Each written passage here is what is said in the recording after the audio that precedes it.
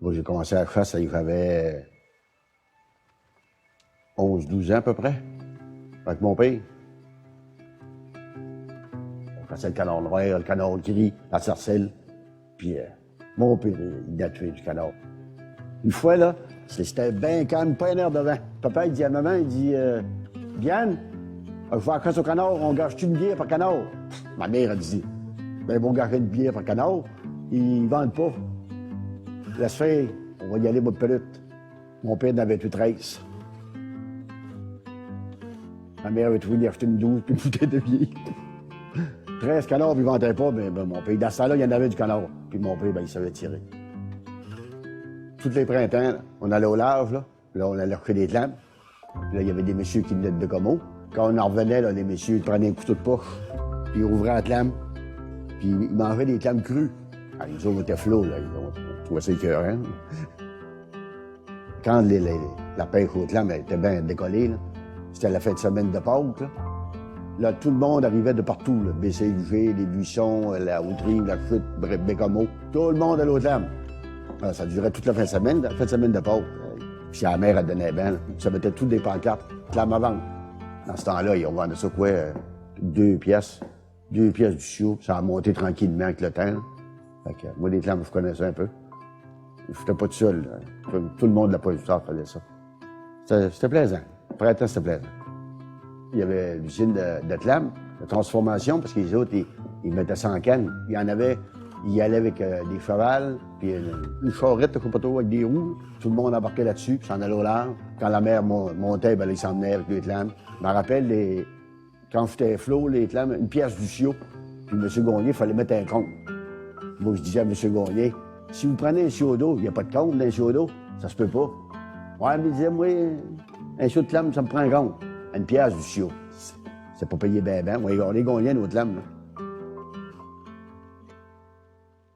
Il y avait M. Edgar Boulet au magasin général, toujours avec sa grosse chaise berceuse, sa pipe dans la gueule, puis il faisait des grandes raies à Esturgeon.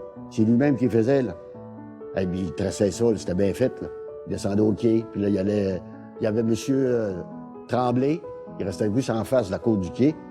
Il tirait sa raie, puis elle la replantait à l'autre poteau. Quand la marée baissait, c'était bien plat des fois. Elle avait 150 pieds de long, il y avait 25, 30, 40, 50 esturgeons dedans. Il y avait de toutes les grosseurs. Puis c'était le sturgeon noir, c'est pas le même que le sturgeon quand l'île d'Orléans. Mais le nôtre, vu qu'il était à l'eau salée, il avait un meilleur goût, ben même, mais il était bon. Après ça, il y avait des pêches à Facine, comme mon oncle Armand Malouin faisait. Il tendait sa pêche, puis pognait du hareng, pognait de l'éperlan beaucoup. De temps en temps, des saumons. C'était rare. Pas souvent, mais il pognait des saumons. Dans sa maison, il y avait un petit portique, là. Il s'assisait là, puis il arrangeait tout son éperlan, un par un. Passait les grandes après-midi, il arrangeait ça un par un. Des fois, il n'était pas gros, l'éperlan, il vendait des grosseurs. Il faisait sécher, là, il faisait goûter, qu'il appelle. Puis il faisait un feu en bas, là, avec du bois. Ça faisait plus de la boucane. Lui, il boucanait à chaud, qu'on appelle. Il ne boucanait pas à froid. Là, il accrochait tous ses parlants, un par un, sur les grands bras. Il traversait bord en bord de la cabane. Pas ça, nous autres, quand il y avait fini, là. Et on avait honte, tout ça, on voulait manger des parlants boucanés. Ils vendaient ça, quoi, 25 cents, je pense, la douzaine. C'était pas cher, là. On allait là tout l'été, là, nu-pied, rien d'un pied, puis il y avait des écrevisses. On faisait des bêches en steppe. On avait un peu que nous voir des orteils. C'était comique, là, tout cas. Hein, Christy, c'était le fun. Le printemps, il allait dans le bois, il allait couper ses perches pour pouvoir faire sa pêche. Après ça, il fallait tout ça à la main. Il plantait tous les piquets de la pêche à la main, un par un. Et il y en avait quoi? Il y avait des piles de piquets, c'est ça, de ça d'eau. Ouais, là, il y en avait de l'ouvrage là-dedans. Tout plantait ça, là, dans le sable, dans l'eau. C'était l'ouvrage. Il n'y avait pas de machine, il n'y avait pas de tracteur. Il faisait ça tous les ans. Il prenait son petit gin avec des rayons de castor dedans.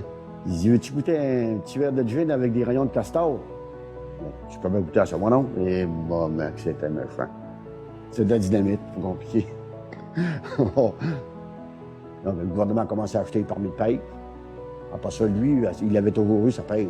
C'est pour ça qu'ils ont arrêté de faire la pêche, à cause du saumon.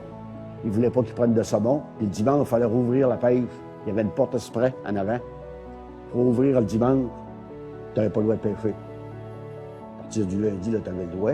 Vu qu'il retardait toutes les années pour tendre la pêche, là, le gouvernement lui donnait une date. En dernier, c'était plus payant. Ils ont arrêté de faire des pêches. C'est le même que ça a fini. Le gouvernement a acheté les permis, puis ça a fini comme ça. Si le gouvernement avait pas acheté les permis, puis aurait laissé ça comme c'était avant, il y en aurait peut-être encore qui n'auraient des pêches.